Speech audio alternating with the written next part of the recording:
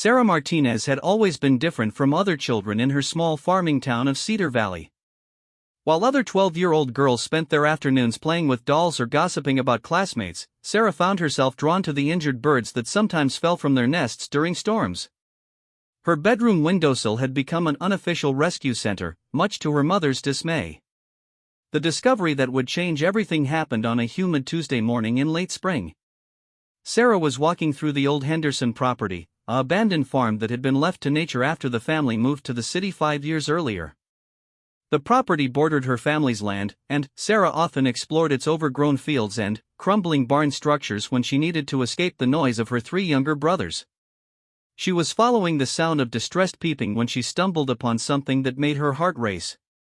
Hidden beneath a collapsed section of wooden fence, she found a makeshift nest containing 5 newly hatched birds. But these weren't ordinary chicks. Each one was completely white, their eyes a pale pink color that seemed almost transparent in the morning sunlight. Their mother, a common barn swallow, lay motionless beside them. Sarah knelt down carefully, her hands trembling as she examined the tiny creatures. She had read about albinism and animals during her countless hours spent reading wildlife magazines at the town library. These birds were albino, born without the pigmentation that would normally give them their natural brown and blue coloring. In the wild, such birds rarely survived more than a few days. The mother bird had clearly died during the night, possibly from exhaustion after trying to care for offspring that required extra attention and protection. Albino birds were more vulnerable to predators, had difficulty regulating their body temperature, and often suffered from vision problems. Nature, it seemed, had already begun to turn away from these fragile lives. Sarah carefully scooped up the 5 hatchlings, wrapping them gently in her cotton sweater. Their tiny bodies felt impossibly light and fragile in her hands. She could feel their rapid heartbeats against her palms as she hurried home, her mind racing with plans for their care. When she burst through the kitchen door, her mother Elena looked up from preparing lunch with a mixture of concern and exasperation. This wasn't the first time Sarah had brought home wounded creatures, but it was the first time she had arrived with 5 babies that required round-the-clock care. "Mija, what have you found now?" Elena asked, though her tone softened when she saw the determination in her daughter's eyes. Sarah explained about the albino hatchlings, carefully unwrapping her sweater to reveal the 5 tiny white birds. Elena's expression shifted from annoyance to concern as she examined them. Having grown up on a farm herself, she understood the challenges these birds would face.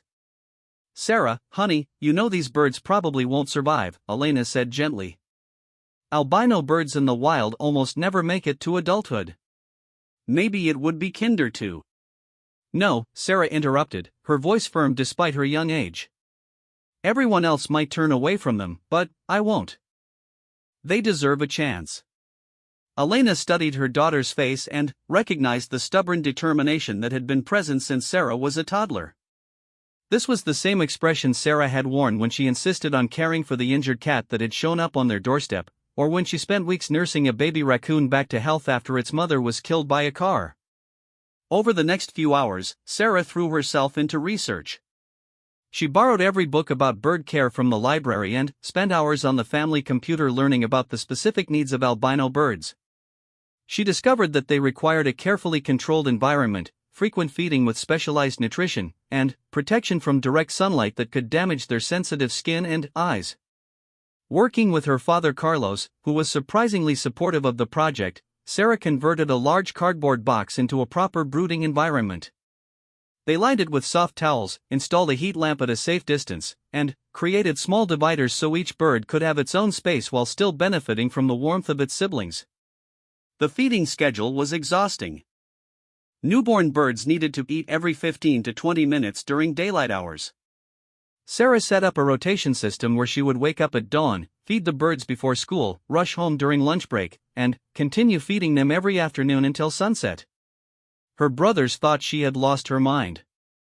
"Why are you working so hard for a bunch of weird white birds?" asked Miguel, her 10-year-old brother. "They're just going to die anyway." But Sarah had already fallen in love with each of the 5 hatchlings. She named them based on their tiny personalities that emerged even in their first few days of life. There was Brave, the largest of the group, who always pushed forward first during feeding time. Gentle was the smallest and seemed to prefer quiet spaces away from his siblings. Curious constantly tried to climb out of the box despite being barely able to lift his head.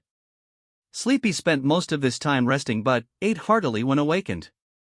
And, finally, Spirit, who had been the weakest when Sarah found them but showed remarkable determination to survive. The first week was touch and go. Despite Sarah's careful attention, Gentle stopped eating on the fourth day. Sarah stayed up all night trying to coax food into the tiny bird, using an eyedropper to give him water and hand-feeding him tiny pieces of soaked bread. By morning, Gentle had passed away peacefully in Sarah's cupped hands. The loss hit Sarah harder than she expected. She had known that not all the birds might survive, but losing Gentle made the fragility of the situation real in a way that research and preparation couldn't. She buried the tiny bird in her family's garden under her mother's rose bush, marking the spot with a small painted stone. Her family rallied around her during this difficult time. Even her skeptical brothers helped with feeding duties when Sarah had to attend school or run errands. Elena began researching specialized bird nutrition and ordered expensive hand-feeding formula designed for baby birds. Carlos built a larger, more sophisticated enclosure as the remaining 4 birds began to grow. Word spread quickly through their small town about Sarah's unusual project. Some neighbors were supportive, offering advice and sharing stories about their own experiences with wildlife rehabilitation. But others were less understanding. Mrs. Patterson from down the road made several comments about wasting time on defective birds that should have been left to nature. Dr. Rebecca Walsh, the town's only veterinarian, heard about Sarah's birds through her assistant, who lived on the same street as the Martinez family. Initially skeptical about a 12-year-old girl attempting to hand-raise albino birds, Dr. Walsh decided to visit the family to assess the situation. What she found impressed her greatly. Sarah had created a meticulously clean and well-organized environment for the birds. She kept detailed records of each bird's eating habits, weight gain, and behavioral changes. The birds themselves appeared healthy and were developing at a normal rate despite their genetic condition. "I have to admit, I didn't expect to find this level of care," Dr. Walsh told Elena while watching Sarah gently clean the bird's enclosure. Most adult wildlife rehabbers struggle to achieve this kind of success rate with baby birds, especially ones with special needs. Dr. Walsh offered to provide professional guidance and medical support for the project. She showed Sarah how to properly examine the birds for signs of illness, taught her about proper hygiene practices, and provided access to professional-grade feeding equipment and nutrition supplements. The partnership with Dr. Walsh transformed Sarah's bird rescue from a determined but amateur effort into something approaching a professional rehabilitation program. The veterinarian was particularly interested in studying the long-term development of albino birds, as there was limited research on their care and survival rates in captivity. As the birds grew stronger and began developing their flight feathers, Sarah faced new challenges. Albino birds required protection from direct sunlight, which could cause severe sunburn and eye damage. She constructed a special outdoor flight cage with UV filtering mesh that allowed the birds to experience fresh air and practice flying while protecting them from harmful radiation. The birds' personalities became more distinct as they matured. Brave lived up to his name by being the first to attempt flight and the most adventurous during exploration time. Curious developed an intense interest in anything new introduced to their environment, often spending hours investigating new perches or toys. Sleepy remained the most relaxed of the group but showed surprising intelligence during training sessions. Spirit, the former weakling, had grown into one of the strongest birds and displayed remarkable problem-solving abilities. Training the birds presented unique challenges. Unlike normal birds that could rely on their camouflage for protection, these albino swallows would need to be extremely careful about predator avoidance if they were ever to be released. Sarah spent hours each day working with them on flight patterns, predator recognition, and safe roosting behaviors. The bird's unusual appearance attracted attention from wildlife enthusiasts and researchers. Dr. Walsh arranged for a photography session with a professional wildlife photographer who was documenting rare genetic conditions in birds. The resulting images were stunning, capturing the ethereal beauty of the white birds against carefully chosen backgrounds that highlighted their unique characteristics. local newspapers picked up the story, running articles about the albino bird girl of Cedar Valley. Sarah found herself somewhat uncomfortable with the attention, preferring to focus on the day-to-day work of caring for her birds rather than discussing her efforts with reporters. However, the publicity brought unexpected benefits, including donations of equipment and supplies from bird enthusiasts across the state. As summer approached, Sarah faced the most difficult decision of the entire process. The birds were now fully grown and capable of flight. Traditional wildlife rehabilitation practices called for releasing healthy animals back into the wild as soon as they were capable of independent survival. But these birds were different. Their albinism would make survival in the wild extremely challenging, if not impossible. Sarah spent sleepless nights researching options. She contacted wildlife sanctuaries, zoos, and research facilities that might be able to provide permanent homes for the birds. She also explored the possibility of keeping them as educational ambassadors, working with schools and nature centers to teach people about wildlife conservation and genetic diversity. The decision became more urgent when Brave began showing signs of stress from confinement. Despite the spacious flight cage Sarah had constructed, he was clearly longing for the freedom of open sky. He spent hours each day flying back and forth along the cage walls, calling out to wild swallows that passed overhead. Dr. Walsh suggested a compromise solution. Rather than making an immediate decision about permanent placement, they could try a gradual release program. The birds would be allowed increasing amounts of supervised freedom while maintaining the security of their enclosure as a home base. This would allow them to develop natural foraging skills and social behaviors while keeping them safe from the dangers their condition posed. Sarah was nervous about this approach but recognized that keeping the birds permanently caged might not be in their best interests. She began allowing short supervised flights in her family's large backyard, always staying close enough to guide the birds back to safety if needed. The first outdoor flight was both thrilling and terrifying. Watching Brave soar freely above the garden, his white feathers catching the filtered sunlight like snow against the blue sky, Sarah felt a mixture of pride and fear that brought tears to her eyes. For several heart-stopping minutes, she thought he might not return to the enclosure. But, eventually, hunger and familiarity drew him back to the security of his home. Each day, the supervised flights grew longer and more adventurous. The birds began exploring the edges of the property, always returning before sunset. Sarah developed a complex system of signals and food rewards to ensure she could call them back if danger appeared. The success of these trial flights attracted the attention of wildlife biologists from the state university. Dr. James Cooper, a specialist in bird behavior and genetics, visited the Martinez family to observe the birds and discuss their unique situation. He was amazed by both the birds' development and Sarah's sophisticated understanding of their needs. "This is remarkable work," Dr. Cooper told Sarah's parents. "Your daughter has essentially created a successful rehabilitation program for birds that most professionals would have considered impossible to save. The level of care and understanding she's demonstrated is extraordinary." Dr. Cooper proposed a formal research partnership. The university would provide funding and scientific support for continued study of the birds, while Sarah would maintain her role as their primary caregiver. The research could potentially contribute valuable information about albinism in wild birds and improve care protocols for future cases. The proposal excited Sarah, but she insisted on maintaining her birds' welfare as the top priority. Any research activities would have to be designed around the birds' needs rather than forcing the birds to adapt to research requirements. Dr. Cooper readily agreed to these conditions, impressed by Sarah's mature approach to animal welfare. As the first summer with the birds drew to a close, Sarah reflected on how much her life had changed since that morning when she discovered the 5 tiny white hatchlings beneath the collapsed fence. What had started as a simple rescue mission had evolved into something much larger and more complex. The birds had taught her about dedication, sacrifice, and the complex relationship between humans and wildlife.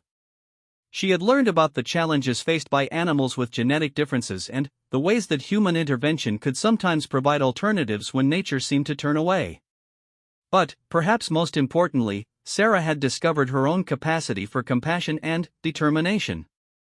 When everyone else had expected her to give up on the defective birds, she had found the strength to keep fighting for their survival.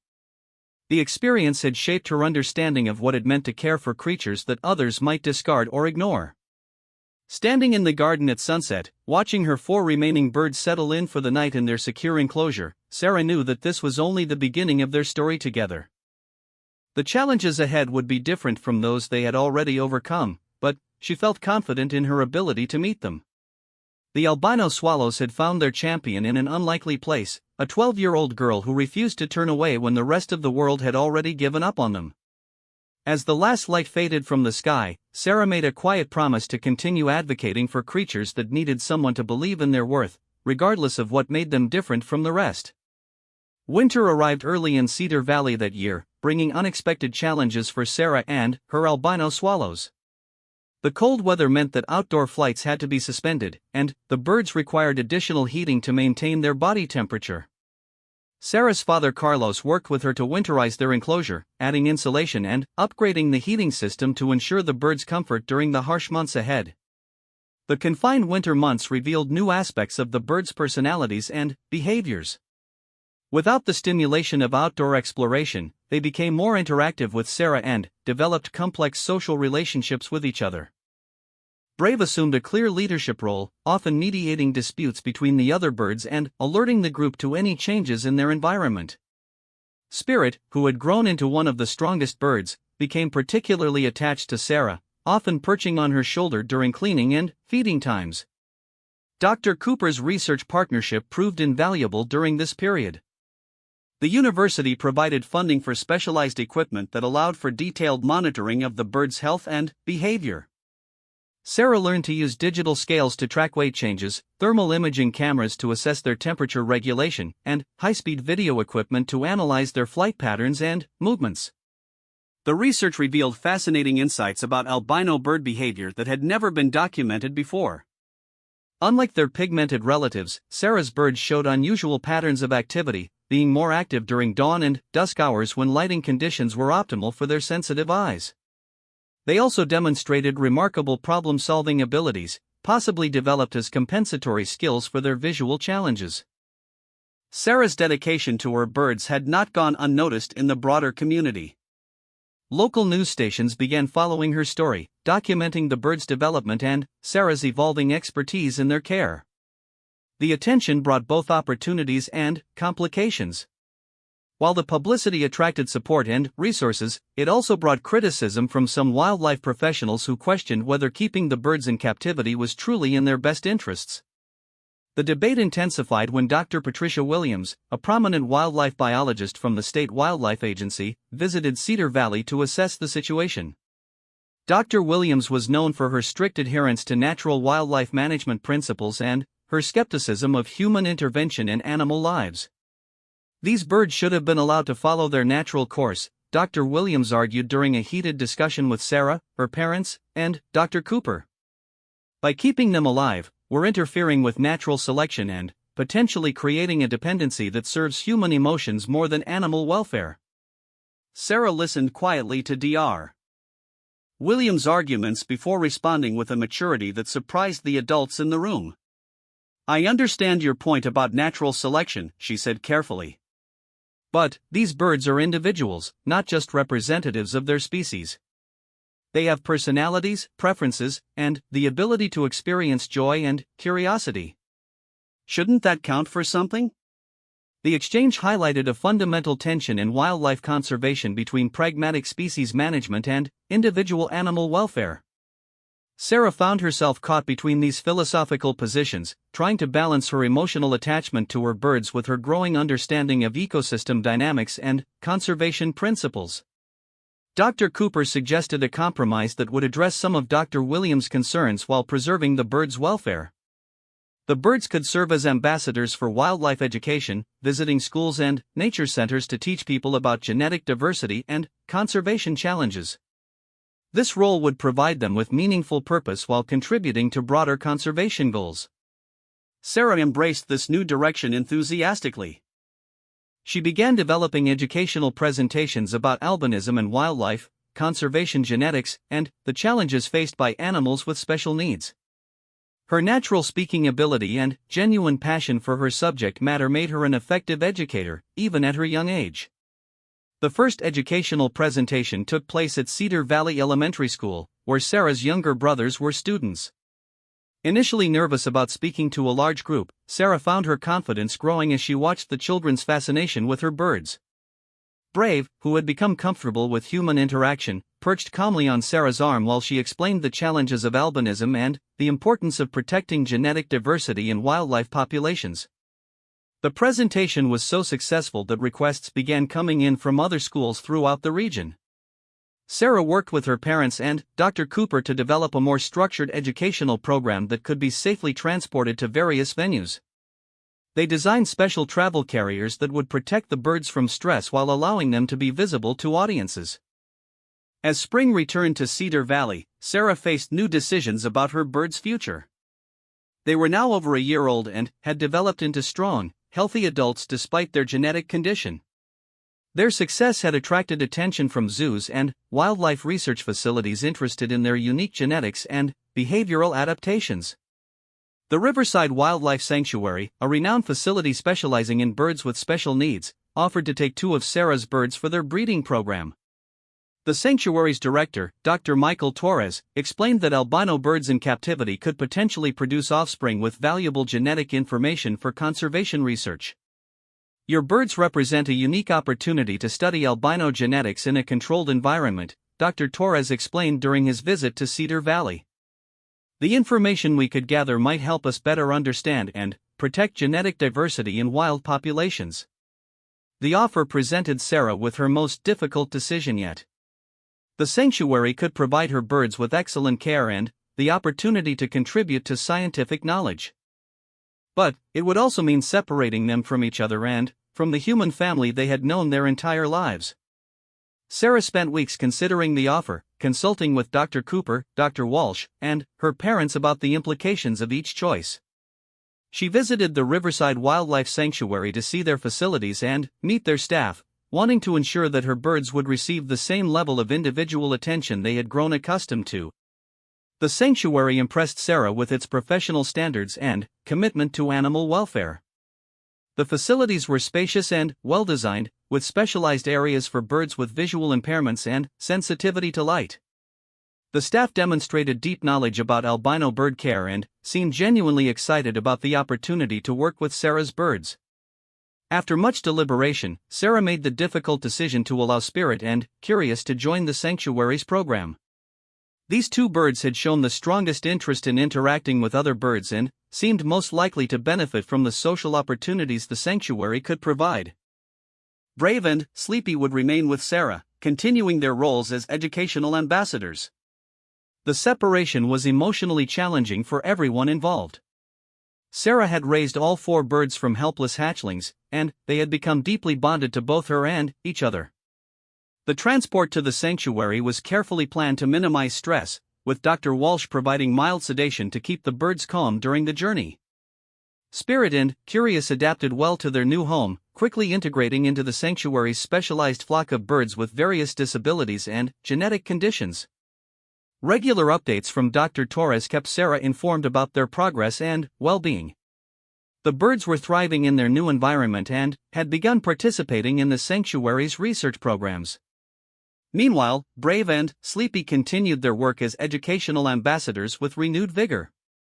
The smaller group size allowed Sarah to provide even more personalized attention to their training and care.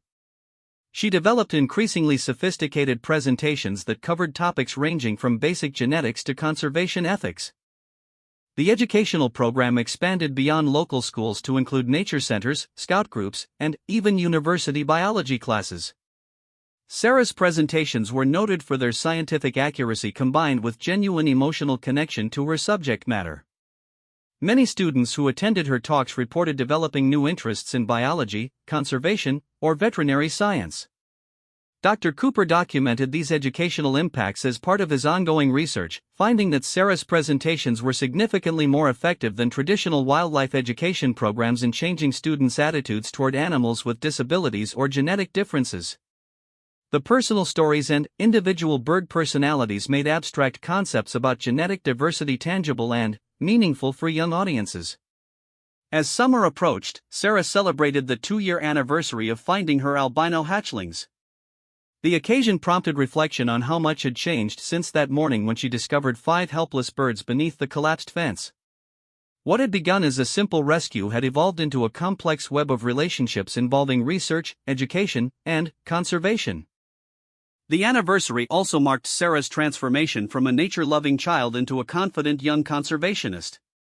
Her experience with the albino birds had taught her about the intersection of science and emotion in wildlife management, the complexity of ethical decision-making in animal care, and the power of individual advocacy in creating positive change. Sarah's story began attracting attention from national wildlife organizations. The National Wildlife Federation invited her to speak at their annual youth conference, where she would share her experiences with hundreds of young conservationists from across the country. The invitation represented recognition of her work at the highest levels of the conservation community. Preparing for the national conference required Sarah to think more deeply about the broader implications of her work. She consulted with philosophers and ethicists who specialized in animal welfare issues, seeking to understand different perspectives on human intervention in wildlife populations. These discussions helped Sarah develop a more nuanced understanding of her role in conservation. She came to see her work not as saving individual animals from nature, but as exploring the boundaries of compassion in a world where human activity had already fundamentally altered natural systems. "We can't go back to a purely natural world," Sarah explained in her conference presentation. "Humans have changed everything, so we have a responsibility to think carefully about how our actions affect individual animals and entire ecosystems. Sometimes that means intervening, sometimes it means stepping back. The key is making thoughtful decisions based on both scientific knowledge and ethical principles." The presentation received a standing ovation from the young conservationists in attendance, many of whom approached Sarah afterward to discuss their own wildlife encounters and conservation projects. Sarah found herself serving as a mentor and inspiration for other young people interested in wildlife rehabilitation and conservation work. The success at the national conference opened new doors for Sarah's educational work. Wildlife organizations began inviting her to participate in their programs, and she was offered opportunities to write articles for youth conservation magazines. Her unique perspective as both a scientist and an advocate provided valuable insights for the conservation community. As her second summer with Brave and Sleepy progressed, Sarah noticed changes in their behavior that suggested growing maturity and confidence. Brave had become an excellent educational partner, seeming to understand his role in presentations and responding appropriately to Sarah's cues. Sleepy had developed into a remarkably gentle bird who was particularly effective in programs for younger children or individuals with disabilities. The birds' success in their educational roles convinced Sarah that she had found the right balance between their welfare and their contribution to conservation education. They were living meaningful lives that served important purposes while receiving excellent care and attention. The difficult decisions of the previous year had led to outcomes that benefited both the individual birds and the broader cause of wildlife conservation. Dr. Cooper's research with Sarah's birds had generated significant scientific publications, contributing new knowledge about albino bird behavior, physiology, and genetics. The work was being cited by researchers around the world and had influenced care protocols for albino animals in other wildlife rehabilitation programs. The research findings also supported Sarah's intuitive understanding of her birds' needs. Scientific measurements confirmed that the birds were thriving under her care regime, showing normal stress hormones, healthy immune function, and positive behavioral indicators. The data validated the countless hours Sarah had invested in learning about their specific requirements. As autumn returned to Cedar Valley, Sarah prepared for her final year of middle school. The success of her albino bird program had opened unexpected opportunities for her education, including offers of scholarships to specialized programs for students interested in conservation biology. She found herself facing decisions about her academic future that would shape her ability to continue her conservation work. The albino birds had taught Sarah that meaningful work often required difficult choices and that success in conservation demanded both scientific knowledge and emotional intelligence. As she planned for the future, Sarah remained committed to the principles that had guided her from the beginning. Every individual creature deserved consideration, and humans had a responsibility to use their unique capabilities to create positive outcomes for the animals that shared their world. Looking ahead to the challenges and opportunities that lay before her, Sarah knew that her work with the albino birds was just the beginning of a lifetime dedicated to bridging the gap between scientific understanding and compassionate action in wildlife conservation. 3 years had passed since Sarah Martinez first discovered the albino hatchlings, and her life had transformed in ways she could never have imagined. Now 15 years old and, in her sophomore year of high school, Sarah had become a nationally recognized voice in wildlife conservation, but her greatest pride remained the 2 white swallows that continued to thrive under her care. Brave and Sleepy had matured into remarkable educational ambassadors, having visited over 200 schools and nature centers across 3 states.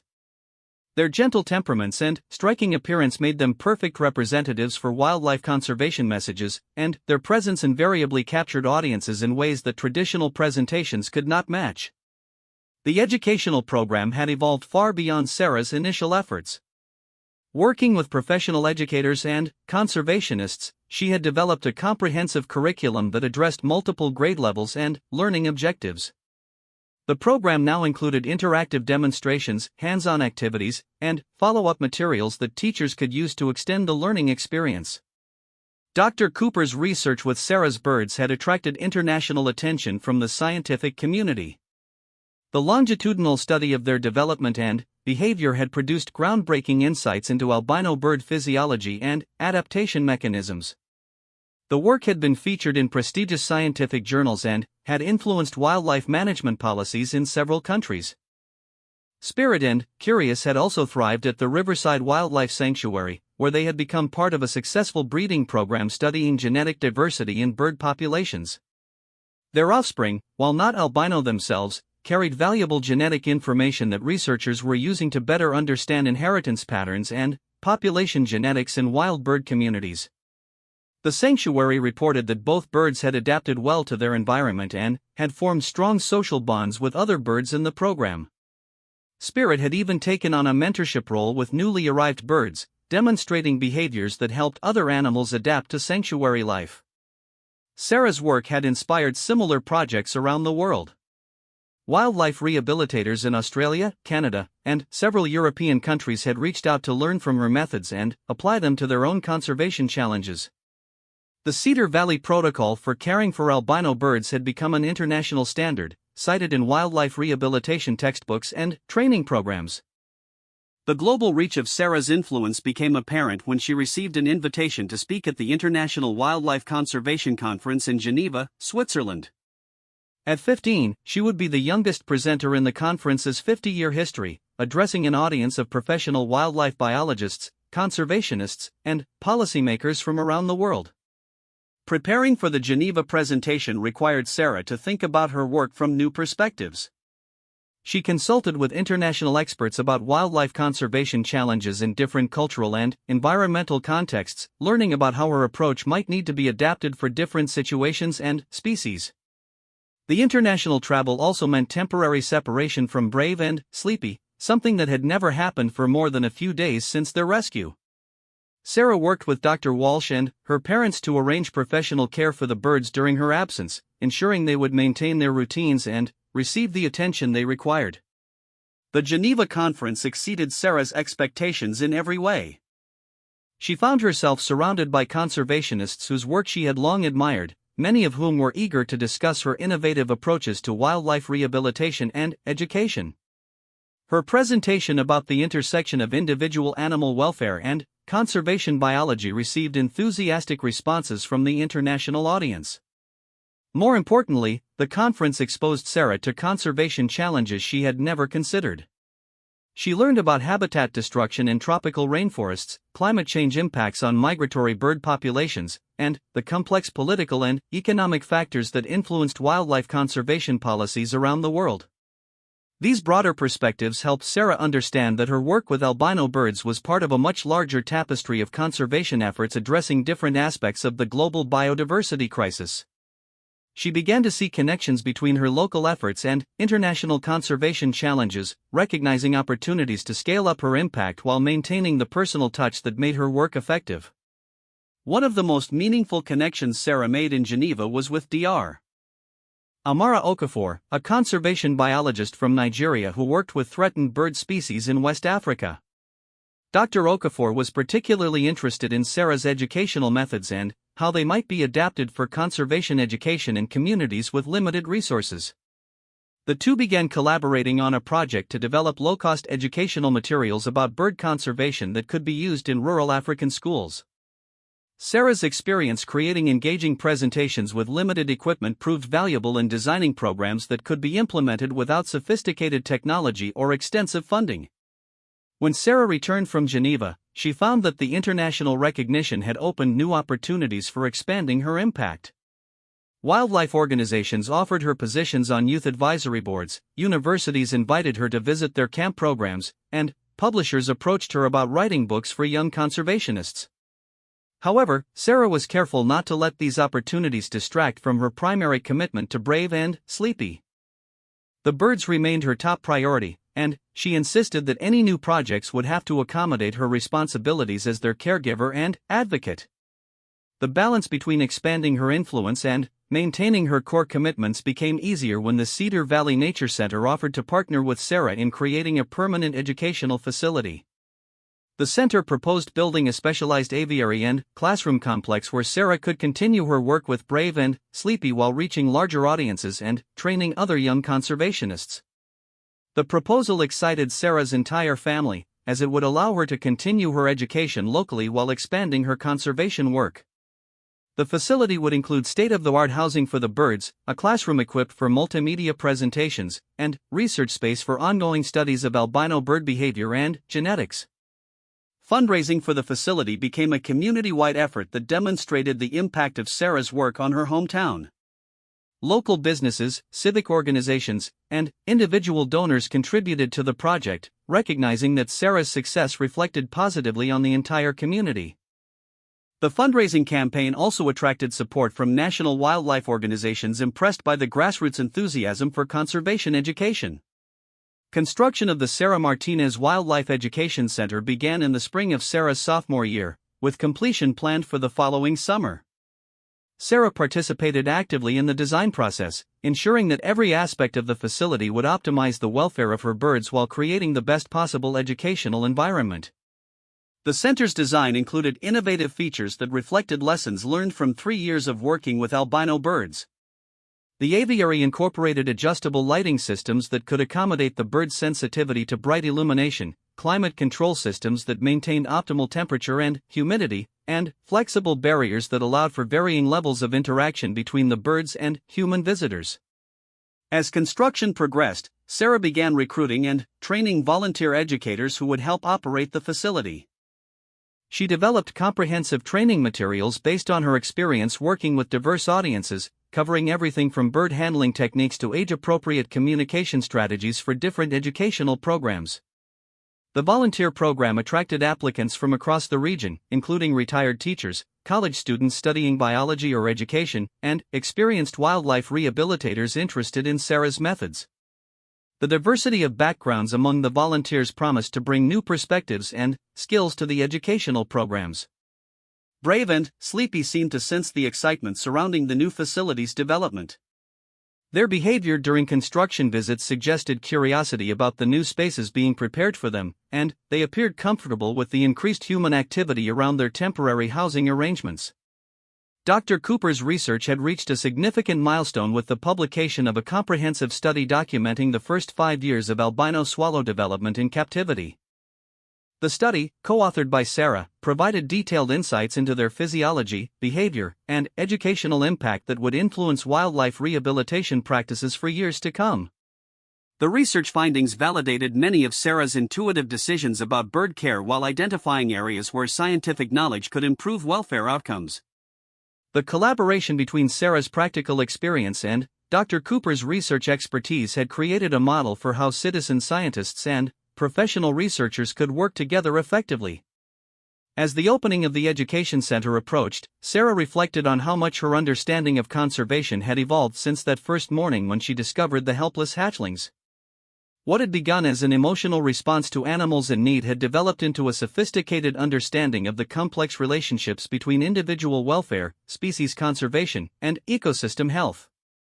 The opening ceremony for the Sarah Martinez Wildlife Education Center drew visitors from across the country, including many of the scientists, educators, and conservationists who had influenced Sarah's development. The event featured presentations by Dr. Cooper, Dr. Torres from the Riverside Wildlife Sanctuary, and several of the international colleagues Sarah had met through her conference presentations. But the highlight of the ceremony was a demonstration by Sarah, Brave, and Sleepy that showcased the remarkable partnership they had developed over the years. The birds moved confidently through their spacious new environment, responding to Sarah's cues while maintaining their natural behaviors and obvious comfort with human interaction. The demonstration illustrated perfectly the philosophy that had guided Sarah's work from the beginning, that individual animals could thrive under human care when their specific needs were understood and respected, and that this care could serve broader conservation goals when implemented thoughtfully and ethically. Following the center's opening, educational programs expanded rapidly to serve thousands of students annually. The facility became a destination for school field trips, scout groups, and family visits, with programs designed to accommodate different ages and interests. The center also hosted professional development workshops for educators and wildlife rehabilitators interested in learning Sarah's methods. Sarah continued her own education while managing the center's programs, balancing high school coursework with college-level studies in biology, conservation, and education. Several universities had already expressed interest in recruiting her for their conservation biology programs, recognizing that her practical experience would complement traditional academic preparation. The success of the education center inspired similar projects in other regions, with wildlife organizations consulting Sarah about establishing their own youth-led conservation programs. Sarah was generous in sharing her knowledge and methods, believing that the broader goal of wildlife conservation was more important than protecting her individual achievements. As her high school graduation approached, Sarah faced decisions about her future that would determine how she could best continue her conservation work. The opportunities before her included prestigious university programs, research positions, and leadership roles in major conservation organizations. Each option offered different ways to expand her impact while building on the foundation established through her work with the albino birds. Whatever path she chose, Sarah knew that Brave and Sleepy would remain central to her life and work. The birds were now 7 years old and showed no signs of declining health or vitality. Their longevity in captivity had exceeded expectations for albino birds and demonstrated that proper care could enable even genetically challenged animals to live full and meaningful lives. The relationship between Sarah and her birds had evolved into something unique in the wildlife conservation world. They were neither pets nor purely wild animals, but partners in a shared mission of education and advocacy. Their presence at educational events created emotional connections that traditional conservation programs struggled to achieve, making abstract concepts about biodiversity and genetic diversity tangible for audiences of all ages. Looking toward the future, Sarah envisioned expanding the education center's programs to include breeding facilities for other bird species with special needs, research partnerships with universities studying conservation genetics, and international exchange programs that would allow young conservationists from around the world to learn and share their own approaches to wildlife protection. The legacy of 5 tiny albino hatchlings discovered beneath a collapsed fence had grown into something far greater than anyone could have imagined. Through Sarah's dedication and the remarkable adaptability of the birds themselves, a potential tragedy had become a story of hope and possibility that continued to inspire new generations of conservation advocates. As Sarah prepared for graduation and the next chapter of her conservation career, she remained grounded in the fundamental lesson learned during those first difficult weeks caring for helpless hatchlings, that individual acts of compassion, guided by knowledge and sustained by determination, could create ripple effects that extended far beyond their original scope. The albino swallows had taught the world that being different was not the same as being defective, that animals with special needs could contribute meaningful value to conservation efforts, and that young people with passion and dedication could achieve remarkable things when supported by their communities. Sarah Martinez had turned toward the difficult albino hatchlings when everyone else turned away, and, in doing so, she had discovered not only her life's calling but also a powerful model for how humans could interact more thoughtfully and compassionately with the natural world. The white birds that had once seemed destined for certain death had become symbols of hope, proving that sometimes the most vulnerable creatures could teach the most important lessons about resilience, adaptation, and the transformative power of unconditional care.